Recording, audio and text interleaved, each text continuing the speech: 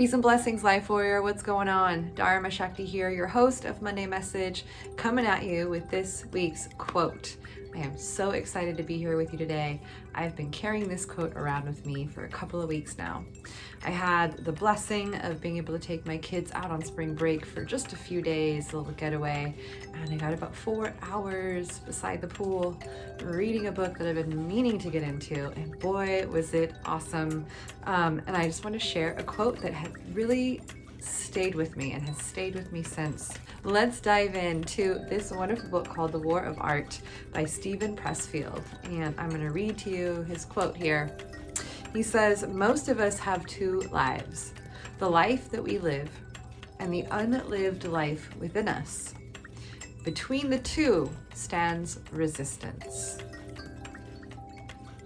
Most of us have two lives, the life we live and the unlived life within us.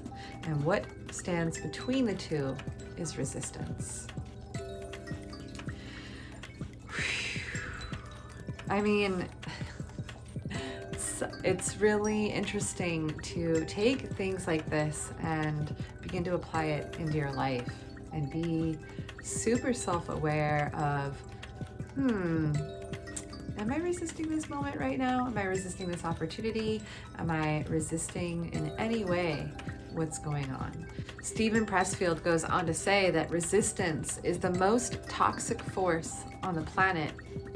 It is the root of more unhappiness than poverty, disease, and erectile dysfunction. He wrote that, not me.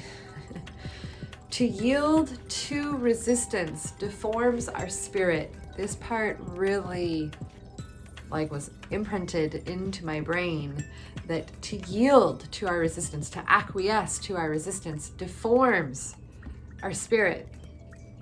It stunts us and makes us less than we were born to be. We have two lives, the life that we live and the unlived life within us. And we all know we have dreams and goals and things that we'd like to experience, accomplish, and contribute to the world. And what keeps us from living that unlived life within is simply our own resistance. I mean, I know that there are so many other elements going on in our lives that makes things difficult. This is not to disregard any of that. But also, check in with yourself. Notice where your resistance is. And the thing about resistance is it will shapeshift and show up in so many different manifestations.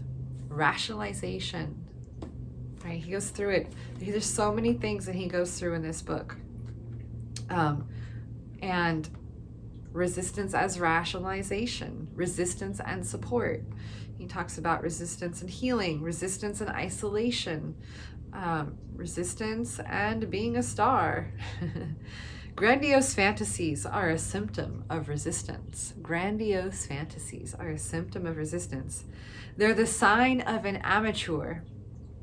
The professional has learned that success, like happiness, comes as a byproduct of work. The professional concentrates on the work and allows rewards to come or not come, whatever they like. It's so good. Resistance and fear, resistance and criticism, resistance and self-doubt.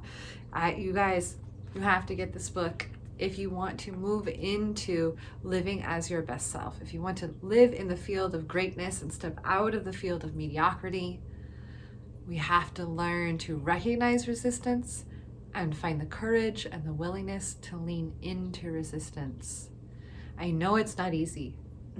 I know it's not easy. I spent the last 2 weeks facing so much of my own resistance, and ironically, reading this book as those things came up following, my wonderful little 4-hour reading getaway.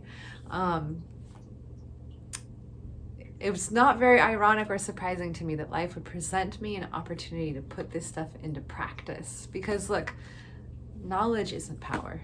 The application of that knowledge is power.